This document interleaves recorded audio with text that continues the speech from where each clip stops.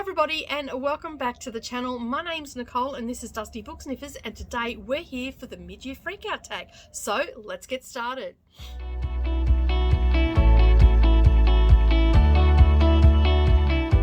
Well, good morning or good evening everybody and welcome back to the channel. If you're a returning viewer, thank you so much for coming back yet again, and if you're new here, welcome. As I said in the intro, we are here for the mid-year freakout tag. While you're here, if you are new here or a returning viewer that has yet to subscribe, make sure you hit that subscribe button and the little bell icon beside it, and then that way you're not going to miss out on any future posts. But as I said, we're here for the mid-year freakout tag. You've probably seen a ton of these videos already. I thought I'd jump on the bandwagon, and I believe this is the first time that I have actually done this video. So I have all the questions here. I just went to the first booktuber that came up that had all the questions in their description, and I did that a couple of weeks ago and I can't remember who it was. If I remember who it was, I will link their channel up down below, and I do apologize for not remembering who it was. Alright, so I have my list of questions here and also my answers. I am somewhat prepared but not very, if that makes sense. All right, so the first question is, how has your 2023 reading year gone so far? My reading year has actually gone exceptionally well, to be honest. I have read 95 books. Some of them have been physical, some have been audio. Actually, about 48 of them have actually been books off my shelf, which has been absolutely fabulous.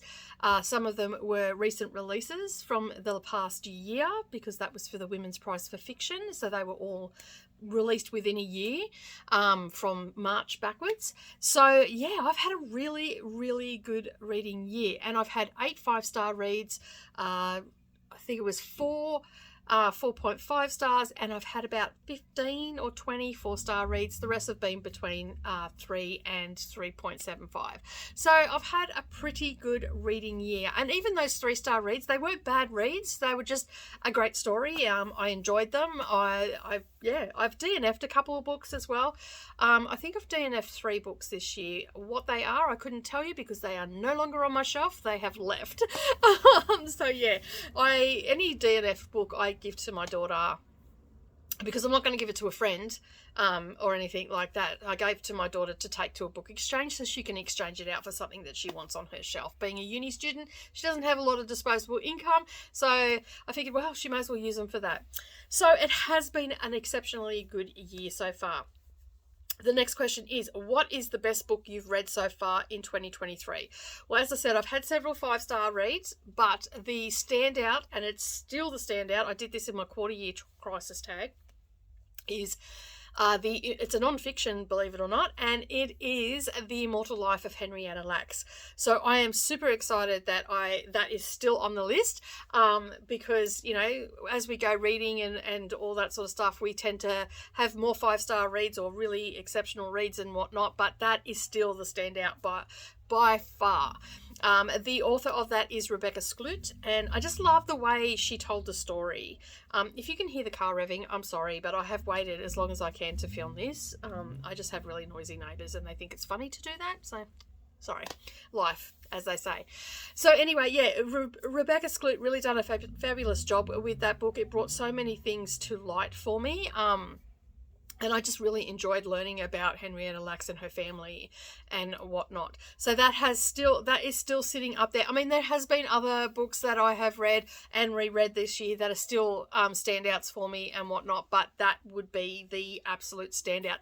And quite honestly, I think it's going to remain the standout for 2023. But we still have quite a number of months yet to go. All right. What was the best sequel you have read so far? Now, I have several series on the go. I haven't got to the end of them because they're mid-series and all the rest of it, so technically it's not a sequel, but I would have to say the best, if we go for the second book and even third book and fourth book, I would have to go with Juliet Cross's her Stay a Spell series. So these are the books. The first one is Witches Get Stitches. They're just a great little romance. It's about a witch family, and they're quite funny. There's some laugh out loud moments and all the rest of it, and I'm just waiting to get the last one, which is Grim and Bear It. So yeah, so they're all the ones that I've got. I've still got to read these two here. I've read the first 3, and I still have another 3 to read, but we have, which is book 5, and this is book 4. So Always Practice Safe Hex, and this one is Resting Witch Face. And I think behind me is a Christmas Story one by Juliet Cross with the same family in it, and that is Walking in a Witchy Wonderland by Juliet Cross. And the 6th book, which only got released I think a couple of months ago, is called Grim and Bear It. So let me just put these back up here. This is my blue corner, all wintry looking. But these are a fabulous series. I'm so glad that I decided to get them. I originally read Wolf Gone Wild, I think is the first one, is it? Yeah, sorry. The first one is Wolf Gone Wild. That just sucked me into the series, and I originally read this on Kindle, and I loved it so much that I subsequently went and purchased the rest of the books. The Don't Hex and Drive was the next one, and then Witches Get Stitches, Always Practice Safe Hex, and Resting Witch Face, and then Grim and Bear It is the 6th book. So that, I would have to say, if I go with sequels, that, which aren't really sequels because you could read them standalone, but there are characters that come in from each book. So that I'm going to go with that one because I haven't really read a sequel. I just recently actually read Apple Cider Slaying series, which I think is the Cider Shop mystery series. I finished that series, so I could possibly say that one. That was quite a fun read as well, and I'll just put the books up on the screen because I don't have them with me right now. Okay, question 4. A new release you haven't read yet but want to. Okay, so Pip Williams brought out a book this year called The Bookbinder of Jericho. I have been wanting to read that, and I haven't had a chance to get to it. I wanted to purchase the book, but when I went to go and buy it, it was bigger than the copy of the Dictionary of Lost Words by her, and I wanted to have them in the same size. So I didn't end up purchasing it, so I haven't subsequently read it yet. Most anticipated release for the second half of the year is question 5. Now, I don't know if you remember or not, but last year, was it last year or the year before? No, last May, I came across a author called Yasmin Engo, and she wrote a Nina Knight. She's wrote a series. It's got 3 in the trilogy. Obviously, it's a trilogy. And it's called the Nina Knight series. It's an absolutely fabulous series. Now, I believe that it has actually been optioned for a series or a movie. I cannot find any information about that. I've seen it on another channel. It said that it had been picked up, but I haven't seen any trailers or anything like that. So I don't know if it's had anything done with it. The first book is They Call Her Night. The second one is They Come at Night, and the third one is called It Ends with Night. Now, that has not been released yet, and it comes out on the 5th of September.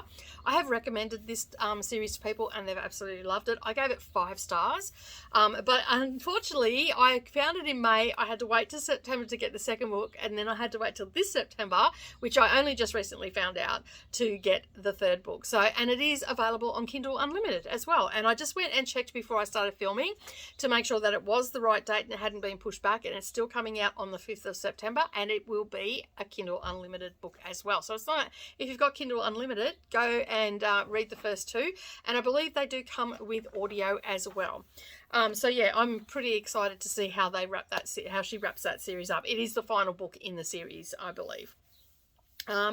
Biggest disappointment so far. Okay, if you have been around for a while, you know that I I read the entire long list for the Women's Prize for Fiction. I'll leave those videos up down below. You can go and check them out.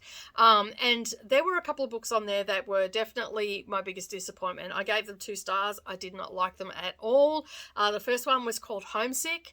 By Jennifer Croft, I think is the author. I don't actually have it in front of me. And then Cursed Bread was the other one. There was a lot of hype around those books. When you listen to people talking about any of them, they were saying how great they were and all this sort of stuff. For me, they were a huge letdown. They were not, even when I read the synopsis and whatnot, they just weren't what I expected, and they fell quite short for me. So those 2 books are definitely my biggest disappointment, and I wouldn't recommend them to anybody. There was a couple of other disappointments on that, on the Women's Prize for Fiction as well.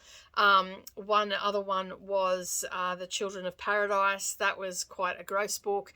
And what was the other one that was a bit of a disappointment? Oh, the Maggie O'Farrell one, the Marriage Portrait, which I am rereading again, because I feel like I read them probably a little bit too fast and didn't appreciate them for what they were. So I'm giving it another go because it was one of the books that were shortlisted this year. So over on my Discord, we read the shortlisted books starting with the winner. So this month of July, we're reading Demon Copperfield, and so that is by Barbara Kingsolver. She was the winner this year, and then basically next month we'll spin the wheel to find out what we're reading for the shortlist. So, and that is on there, The Marriage Portrait by Maggie O'Farrell. So I don't have to, but I want to reread it again just to make sure that I wasn't judging it too harshly. But I was a little bit disappointed because I heard a lot of good stuff about Maggie O'Farrell, and that was the first book that I'd ever read of hers.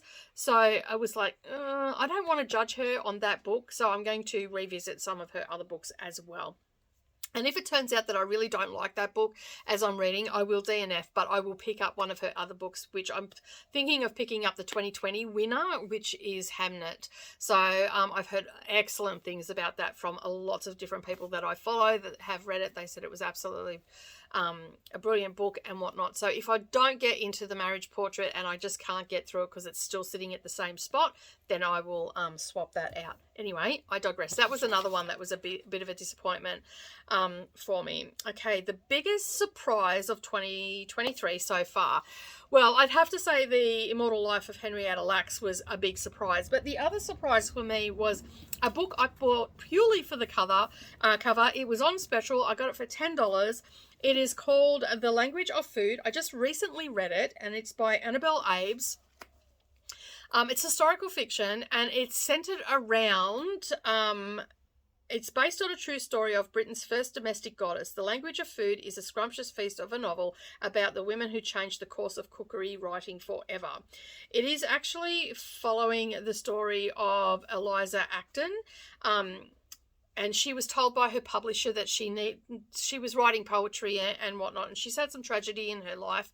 And she went to see her publisher, and her publisher said, "Don't bring me poetry. It's not for women to write poetry. You need to come back with a cookery book." And so she spent the better part of her life making this cookery book. And there's another girl that is introduced into it who's the fictitious character into it, and it's just telling their stories as a parallel. It's a dual timeline.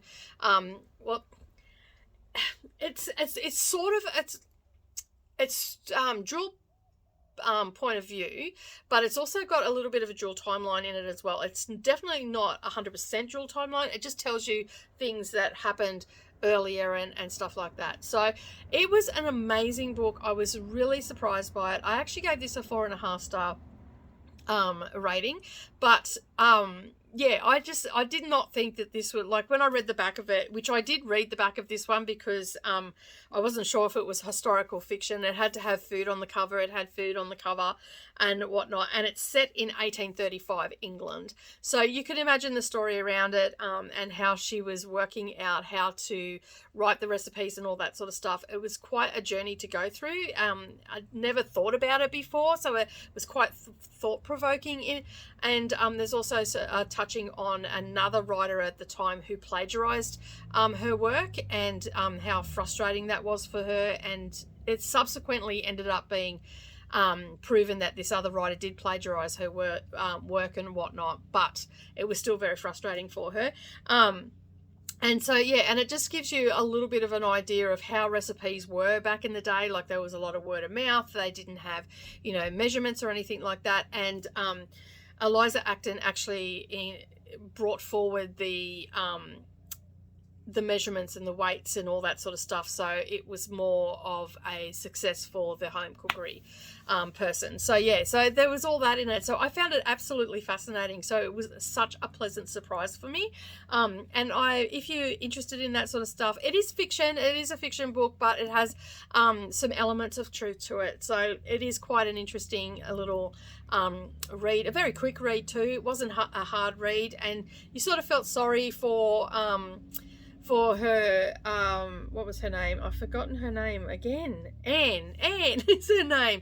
Like, there was a touch on mental health, dementia on her mother, and talking about what happened to the mental health patients and that when they passed away and stuff. So there was a little bit of, not a lot, but there was a little bit of heavy content in it surrounding that. So if that sort of triggers you, I'd probably stay away from it.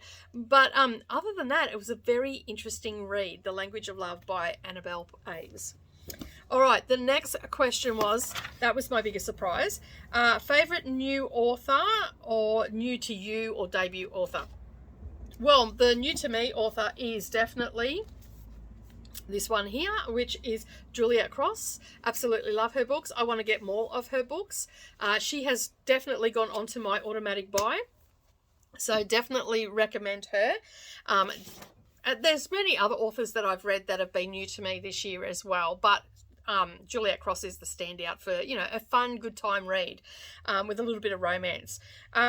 Question 9, newest fictional crush. I don't really get a crush on fictional characters.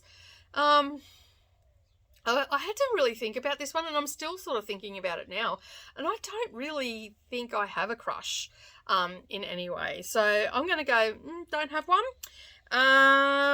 A book, number 10, a book that made you cry. Okay, I am going to go with the Dictionary of Lost Words with this one.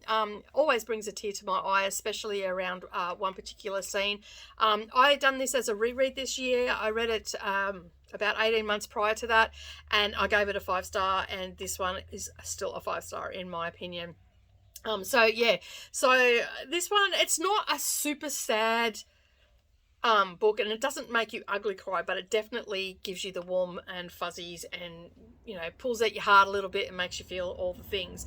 And this one has a bunch of awards on it. It has historical novel. It was The Era, I think it's called, EARA. I can't make out the other one. I've got my old glasses on, so that's probably not a good thing. I've got my computer glasses on. 2021 Australian Book Industry Award. It also won the New South Wales Premier Literary Award in 2021. It was shortlisted for the Walter Scott Prize in 2021 and the Mud Literary Prize in 2021 as well. And also debut. It was Indie Book Debut Fiction in 2021 as well. So there are all the prizes that it has tallied up. So Pip Williams is a fabulous, I absolutely adore her writing and how she pulls you into the story and all that sort of stuff. And again, this one is one that made me cry the first time around, and it also made me cry around the second time around in the same spot, and there was a couple other spots that made me feel a little bit sad as well. All right, a book you saw on TikTok and regret reading. I don't do TikTok, so that doesn't apply to me. Number 12, most beautiful book you purchased this year. All books are beautiful in my opinion, but I would have to go with this one. I purchased this one purely for the cover, for no other reason but the cover. I just fell in love with it, and I mean, beauty's in the eye of the beholder, but Like, I just love this cover, absolutely love it. And this is also in my next reading vlog that goes up on the channel tomorrow. So yeah, you'll have to keep an eye out for that. I talk about this book in a little bit further, so I'm not going to go into it today. And this is also a debut novel from Francesca May. I absolutely adored this book. It was fabulous. All right, the next question is, what are the books you need to read by the end of the month? The end of the year. Okay, so, well, I'd like to have the two books that we talked about, The Bookbinder of Jericho, which I still haven't read, and also the It Ends with Night by Yasmin Ngo. But I'd also like to make sure that I definitely get all of my classics that I have on the go. That's Anna Karenina. I would like to have that finished. The Count of Monte Cristo, and also Middlemarch. I'd like to have them all finished and squared away, and I'd like to be up to date with Pickwick Papers. Other than that, there's basically any book that I may have soft DNF'd, which I think I've only got one, and I'm about a third of the way through.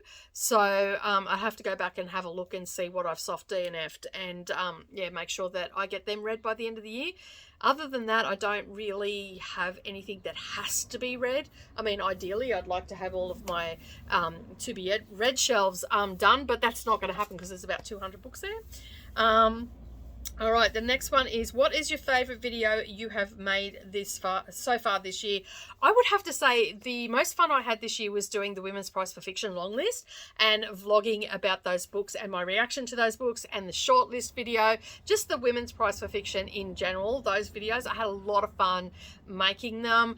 Did they do as well as I expected? Probably not, but I still had a great time doing them, and there was a lot of people that were following along as well that enjoyed them. Do you have any up and coming videos that you're really excited about? I do, actually. I've just started a new series which you haven't seen yet. It should be going up by the end of the month, and it's I've just called it Meet the Author. So basically I'm taking an author that I've never read before, and whatever books I've got on my shelf for them, or I can get at the library or whatever, I'm reading 3 books, not in chronological order, not in any particular order, just picking 3 books that I can get access to the audio or the ebook, or if I have it on my shelf. And yeah, and then just vlogging my experience reading them for the first time. Are they going to be an automatic buy? Are they the author for me? Am I going to bin it or anything like that? So at the moment it's got Meet the Author,